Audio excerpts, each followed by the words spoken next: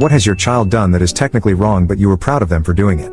1. My son, who was 14 at the time, was robbed, at knife point, of his iPhone and a few dollars, by two older boys. They were 17 and 18. These boys were gang members, with many of the usual markings. One had a tattooed teardrop, indicating that he had taken a life, and a cross in the middle of his forehead. I saw his picture when they asked my son to identify who had done this to him. He looked pretty darn intimidating for a kid. This entire event was odd in as much as we live in an upper middle class suburb, and these things just don't happen here. Anyway, my son didn't seem to be suffering any trauma from the experience and went along seemingly happy-go-lucky. I actually thought he was in denial or suffering from PTSD. One day, I was driving through the main street of our town when I was stopped at a red light. My son jumps out of the car, without a word, and runs into the laundromat. I was confused, for a second, but then I see him beating the hell out of some guy. I mean, he was battering this kid, slamming him into walls and just pummeling his face with fists and elbows. But the time I got inside, he was stomping this kid out literally. The women inside were screaming and crying, and this kid was